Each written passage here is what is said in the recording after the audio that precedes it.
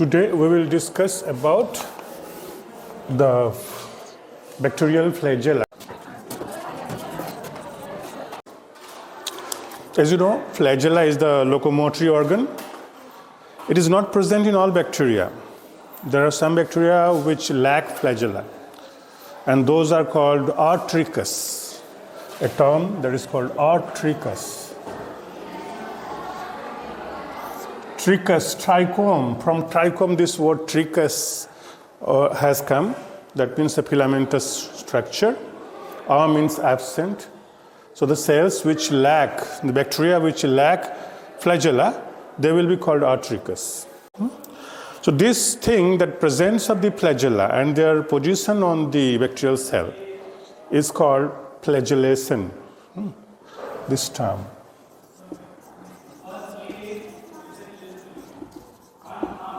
So what is the mode of flagellation on bacterial cells? So there are various types of flagellation, 4 types. You can also include artrichous within them. That means there are 5 types of flagellation. Artrichous and the other, the trichous one. So that one is called monotrichous. Means there is a single flagellum. There is a single flagellum at either of the poles, at one pole rather. This is called monotrichous, and you will find this in bacteria like Vibrio cholerae, in Pseudomonas aeruginosa. Okay, you also get in maybe in Helicobacter pylori, etc. Let me bring another pen. So, and then there is a second type that is called Lophotrichous. So, Lophotrichous means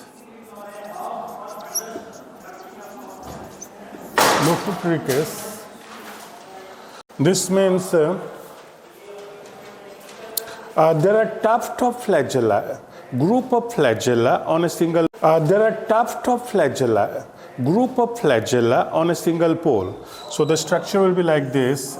This is the bacterial cell, and if there are many flagella, tuft of flagella on one pole only, this is a condition called Lophotrichous. And this is seen in case of Pseudomonas fluorescens.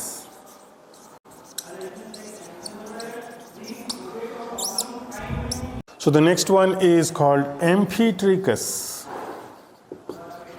Amphitrichous or Amphitrichous, whatever. So in this case, amphi means both. So in this case, a tuft of flagella will be present either a single flagella or a tuft of flagella on both the poles. This is called amphitrichous condition. Okay, and when there is a single flagellum, this situation is found in case of a bacteria called Aquaspirillum serpens. Aquaspirillum serpens. This is a serpentile, a spiral type of bacteria that contains a flagellum at both the poles. Aquaspirillum serpens. And then the last one, that is the peritrichous. The peritrichous means, peri means periphery. That means it is present all around the cell. When the flagella are present all around the cell, all along the cell, like this, they are present all along the cell. It is called peritrichous. Okay, the example for peritrichous is Salmonella typhi, Escherichia E. coli, Escherichia coli, etc. तो यहाँ से हमारा पहला question होता है वो कि what are the different types of flagellation in bacterial cells. So you will write that there are 4 types of flagellation. Monotrichous, having one flagella at one pole. Examples are Vibrio chloride, Pseudomonas aeruginosa, Helicobacter pylori, like this. Lophotrichous, a tuft of flagella at one pole. Pseudomonas fluorescens is the example.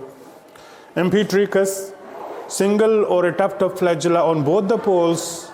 Example, Aquaspirillum serpens. And the peritrichous means flagella present on the periphery, all along the surface, all along the surrounding the cell. This is a condition found in Salmonella typhi or E. coli. And those which lack flagella, they will be kept in the group Artrichous. Flagella altogether absent. There is another term called Cephalotrichous. In that case, in Cephalotrichous, I don't know what is the example for that, but this term has been used in some textbooks. When the flagella is present in tuft, not at the poles, but somewhere little bit away from the poles. This is a situation, maybe laterally. The cell is a rod-shaped cell. There are 2 ends of that, not at the ends, rather at the side position somewhere. If a tuft of flagella is present, that is called cephalotrichous. This situation will be called cephalotrichous. Cephalo means head. Okay, so possibly this is a head-like, appearance that the hairs are growing on the head, somewhat like that. Maybe because of that, it is called cephalotrichous. So first, you have to write this. Whenever you are writing about flagella, you have to start that the bacteria may or may not have flagella. If they have flagella, they will be like this. There are several types of them. So now, what is the ultrastructure of a flagella, of a gram-negative or a gram-positive flagellum? We will particularly talk about gram-negative flagellum because it has many structures which can be discussed properly. Gram-positive flagellum is relatively simple. So if we talk about the gram-negative flagellum, what is the function of flagellum? Locomotion, of course. So flagella, it rotates like this. Counterclockwise means it will proceed. Clockwise means it will stumble. It will stop and it will move away from that direction. So if there is a food or maybe light or something towards it, it is attracted towards, it will move along. The flagellar rotation will be counterclockwise, anti-clockwise.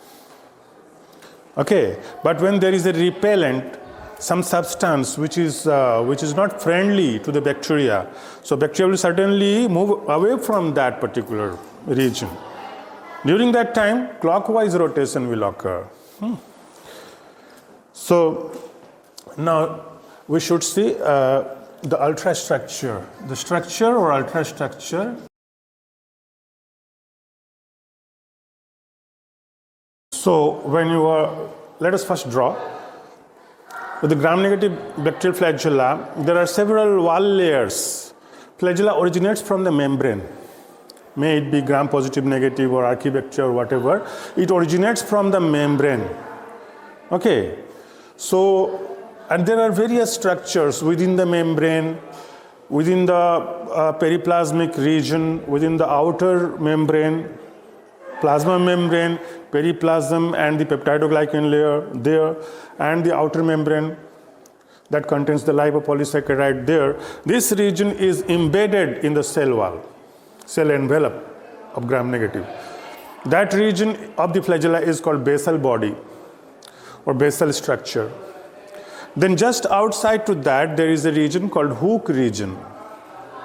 And after that, there is a narrow, relatively narrower, long region, long filamentous part of the flagella that is called filament. So gram-negative flagella can be divided into three parts.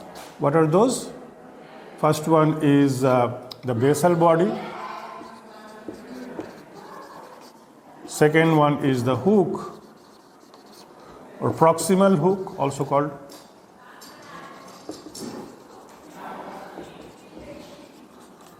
And at the termini, it is filament.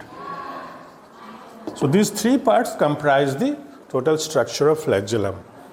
Okay, let's draw it like this. So say this is the plasma membrane. So this is the plasma membrane region. I'm leaving a space for the basal body to be drawn here. Okay, then there is a peptidoglycan layer. So this is peptidoglycan layer. Okay, and then there is outer membrane, maybe here, with lipopolysaccharide. Okay. So the basal body will remain embedded in this envelope. So there are 4 rings in this basal body and a central rod element. These rings are like this. Say this one. This one is one ring. And just above it there is another ring.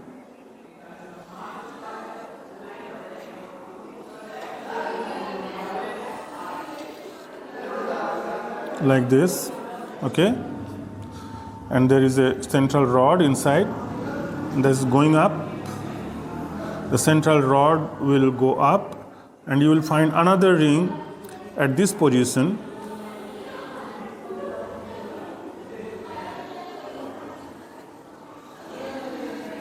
Okay, and then this central rod will again go up.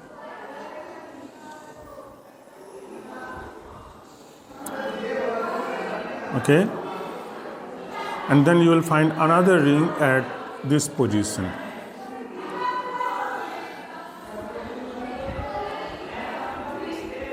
And then there will be a little bit central rod, and that will be followed by hook, the hook region.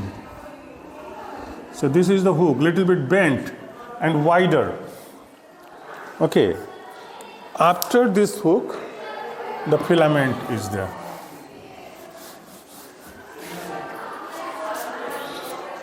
After this hook, the filament region, that is very long region, this part about 2 to 3 times, sometimes more than 10 times longer than the bacterial cell that poses it, that will be elongated.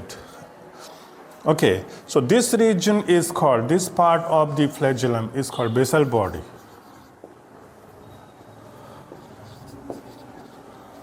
Or basal structure. These are the rings, 4 rings. What are the names of these rings? The names are like this. This is called S ring. This is M ring, rather, membrane M. This is SM ring, supramembrane, also called S ring. This one is the peptidoglycan, P ring. And this is LPS, lipopolysaccharide, L ring. So depending on where these rings are present, the chemical nature of the wall present there at that level, the names of the ring has been given according to that. So this one is M ring because it is associated to membrane, and just above the membrane, supramembrane, that is also associated to membrane, but above the first ring, that's why it is supramembrane, or you can say above the membrane, plasma membrane. Then the P ring is at the level of peptidoglycan. This layer, this wall is peptidoglycan. Peptidoglycan layer. This is outer membrane, and this outer layer is lipopolysaccharide, of course, and this is plasma membrane. Okay, this should also be mentioned over here. Inside is the cytoplasm, outside is the exterior.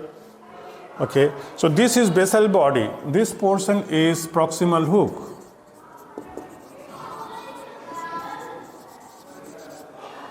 And this region, this entire region goes on. This is called filament. Okay. Now, this is the simplest, basic structure that you can talk about, but you can elaborate a little bit more. How? There are several other proteins associated to these two rings, the M ring and the SM ring. Many proteins are associated because this region is the motor part of the flagellum. Motor means the area that helps the thing to rotate, that rotates the shaft, the rod inside, that is called shaft. Shaft of a fan, any motor has a shaft. So this is one kind of a motor.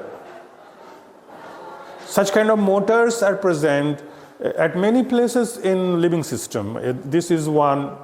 Another one is that ATPase, F0, F1 ATPase that generates ATP. There is also one kind of motor. And these motors are driven by proton pump, proton gradient.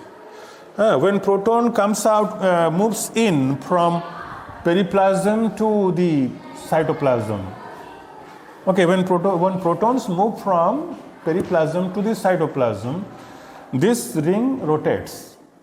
And it rotates the central rod, because of which the flagella rotates. Okay, so the proteins present there which help in the rotation are, first of all, there is a protein that many subunits of that actually, these are Fli-G proteins that are present all along the M and SM ring. This is called Fli-G, F-L-I-G, Fli-G. So there is a ring of Fli-G protein surrounding the SM ring. Okay? And then there will be proteins called MOT-A. This is MOT-A, say, MOT-A protein, and MOT-B protein.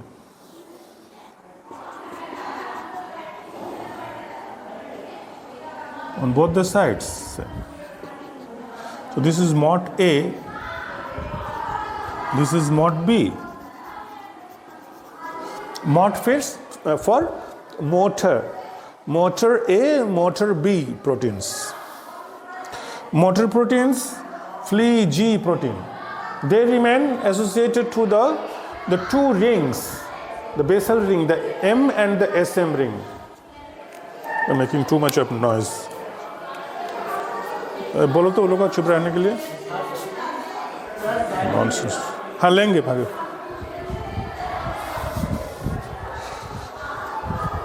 ठीक है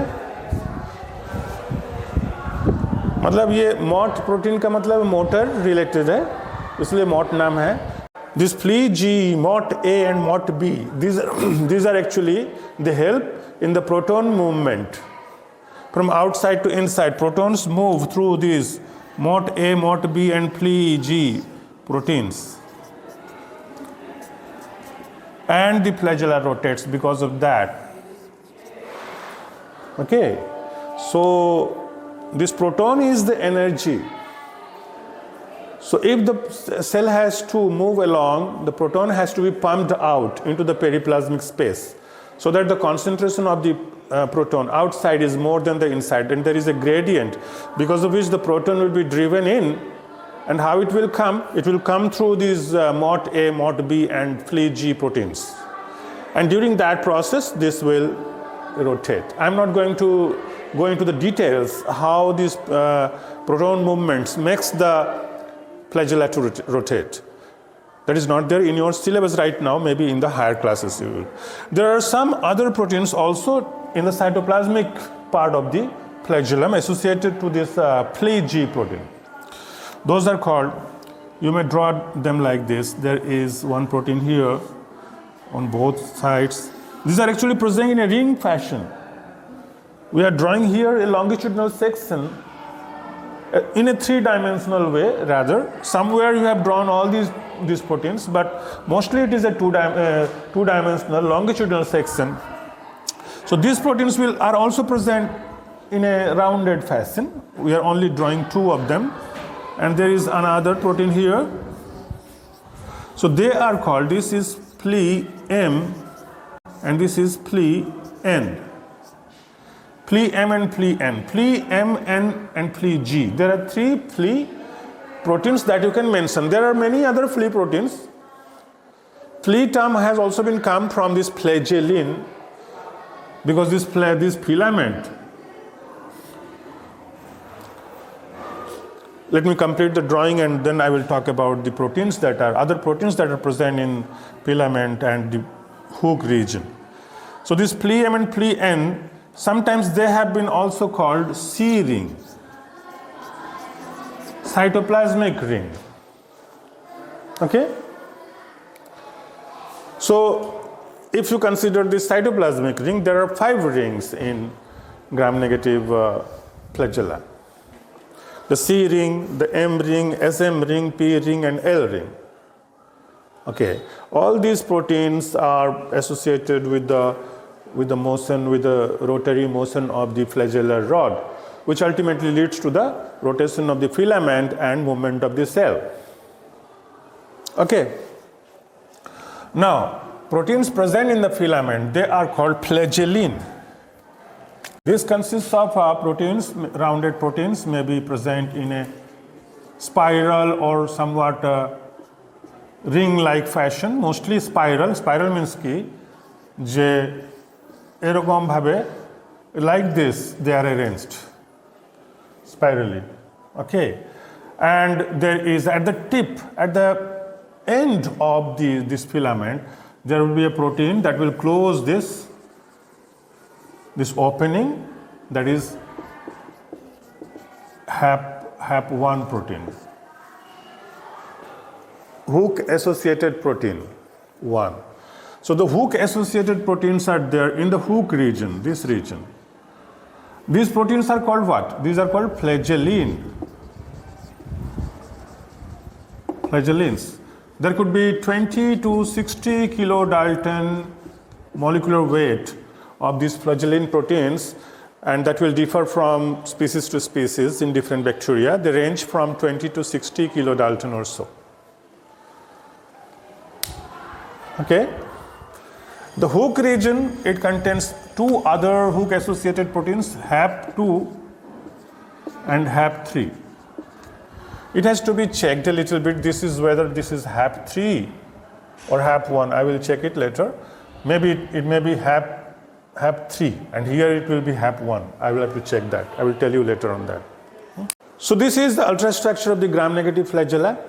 You start with a diagram like this and you say that there are 3 parts of the gram-negative flagellum: the basal part, the basal structure, basal body, the hook associated, hook, proximal hook, a little bit wider, just after the basal body, outside the basal body, and after that there is a long filament, thinner structure. Now you start discussing one by one. The filament is the longest part. Okay, it comprises of a protein called flagellin, the molecular weight of which may differ, which may range from 20 to 60 kilodalton. There is an antigen found in this region that is called H antigen. H for Hausch, H-A-U-S-C-H, Hausch antigen. So these antigenic portions are important with respect to the pathogenesis of the bacterium in the host cell or in the host's body. Then you start talking about the hook region. Hook is a little bit wider region present between the filament and the basal body. It contains different types of proteins, among which there are 3 hook-associated proteins which are important: HAP1, HAP2, and HAP3. Among which HAP1 is also present. HAP1 or 3, maybe 3, are also present at the cap. This is called cap protein. You can say this is cap protein, which is capping the filament. Okay, and the lower part is more complicated. You have more information to write about the basal body. There are 4 rods, 5 rod elements, including the flea G and flea N, the cytoplasmic ring. Okay. So this is the structure of gram-negative flagella. Now, as far as the gram-positive flagellum, little bit of comparison might come. So in case of gram-positive, what we see that there is this plasma membrane, and then there is a thick peptidoglycan layer. There is no outer membrane. Okay, so you only get two rings over here. You get the first two rings, that is the M ring and the SM ring. Okay, and after that there is a hook-like, or you can say sheath, a sheath-like region that is embedded. You can also go a little bit maybe up to this peptidoglycan layer, and there is a rod element that was already there, that is going on. This is the filament part of the flagellum. So you can divide the gram-positive filament into two parts, the filament, or into three parts: the filament, the sheath, and the basal body or the motor region that contains two rings only, the M ring and the SM ring. So this is M ring, this is SM ring, because this is plasma membrane, and this is peptidoglycan. So in the peptidoglycan you get the sheath, flagellar sheath, and this is the filament part. Okay, this is only for the comparison with the gram-negative flagella. Now we'll talk a little bit about the comparison between the bacterial flagella and the eukaryotic flagella.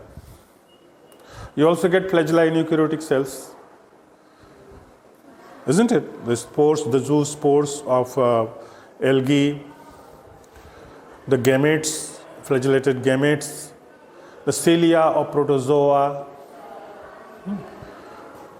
They also have flagella in some of the protozoal members, like the Euglena, maybe like Leishmania, Trypanosoma. They have flagella. Okay, before going on to that, there is one more bacterial flagellar structure that is called endoflagella. We should talk about that. Endoflagella. So I'm wiping out this. Endoflagella. What is endoflagella? Endo means inside, isn't it? Endoflagellum, rather, I am writing, singular. This endoflagellum, flagellum within the cell envelope, within the periplasm, this is also called periplasmic flagella.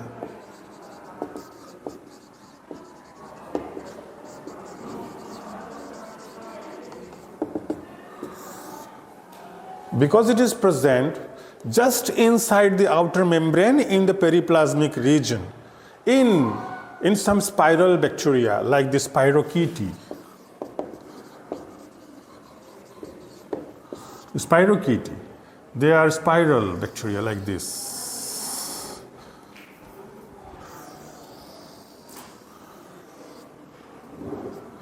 And they bear in their, say, if this is the outer membrane, they are gram-negative, that means. So they possess a kind of flagella which is present just in the outer membrane, just in the periplasmic space, like this. It goes like this in a spiral way. It goes like in a spiral way. Maybe it will end here. It is ending here.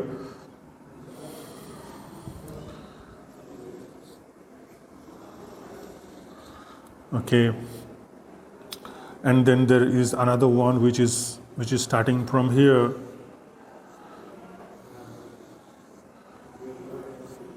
and it will move like this on the other side.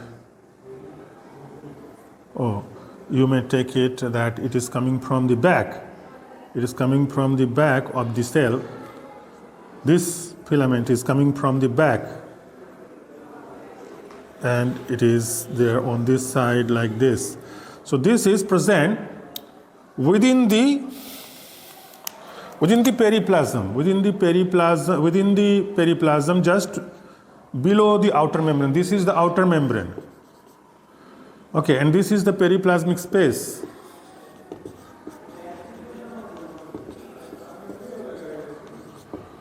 Okay, so because of the sliding movement of these endoflagella or periplasmic flagella, the spirochaete, which is a spiral structure, it shows a corkscrew-like movement.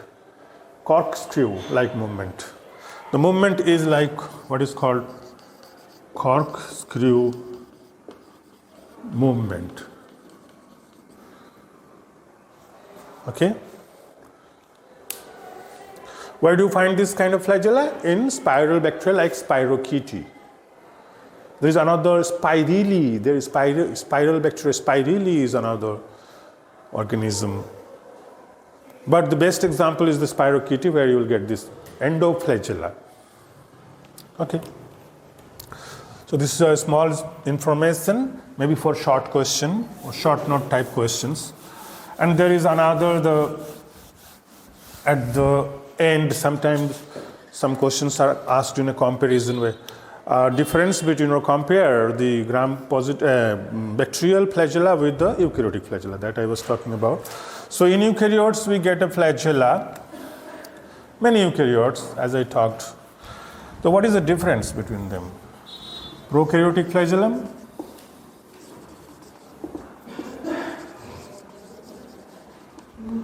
and eukaryotic flagellum.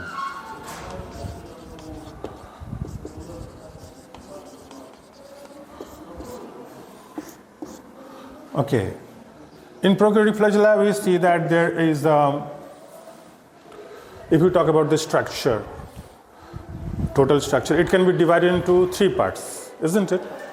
The flagella can be divided into 3 parts. What are those? The basal body, the proximal hook, and the filament. Here, in most of the cases, it can be divided into 2. Sometimes if you say, okay, 3 parts also, but the names are different. Here, the part that is embedded inside the cell or within the membrane or inside the cytoplasm, in fact, to some extent, that is called flagellar root. So first one is the flagellar root.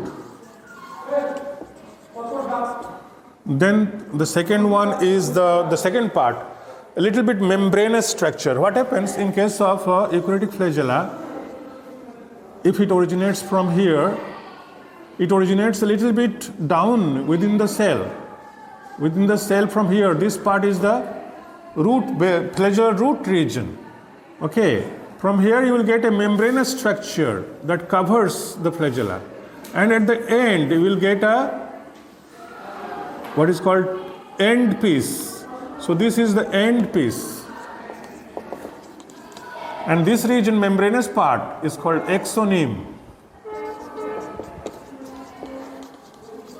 And this is what is called flagellar root. So flagellar root, exonyme, and the end piece. So in this case also there are 3 parts, but their names are different. Their structure is also different. Number 2, it is made up of flagellin proteins. Most predominant protein is flagellin proteins. Here the most predominant protein is what? Tubulin proteins. It is 9+2 or 9+0 arrangement. In the root region, you will get 9+0 arrangement. In the outside region, you will get 9+2 arrangement. What is that? So this is the inside region, and here from the flagella is coming out. So here you will get 9 such it is a longitudinal structure. If you draw a cross section like this, you will get 9 sets of 3 microtubules 1 2 3 4 5 6 और बड़ा होगा 6 7 3 4 5 6 7 8 ना 1 2 3 4 कोई 5 6 7 কটা হলো 9 such rods are actually, these are rod like regions, they are moving up. Okay, এগুলো উপরে উঠছে, all of them, they are made of tubulin proteins, alpha and beta tubulin, and they are moving up. There is no central region, but as soon as it emerges from here, there are 2 central rods also, and one of the tubule, it decreases the number of the, এইখানে যদি cross section করো, এইখানে যদি এখান থেকে 2টো start হচ্ছে, আর এই যে 3টে করে আসছিল সেটা এইখানে একটা কম হয়ে যাচ্ছে, একটা এগোচ্ছে, 2টো এগোচ্ছে, ঠিক আছে, একটা কম হয়ে যায়, 2টো এগোচ্ছে, এই 2টো এগোচ্ছে, তাহলে if you take a cross section here you will get 2 sets of 2 but total 9 1 2 3 4 5 6 7 8 9, and there are 2 central rods. You'll get a sheath like this and there are spokes like this. So this structure you must have studied, I think,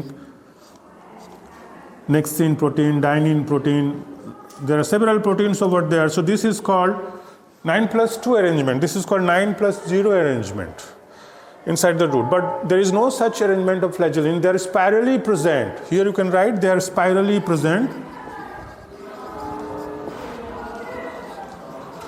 in the filament. Okay, so this is one difference. The another is, you can say,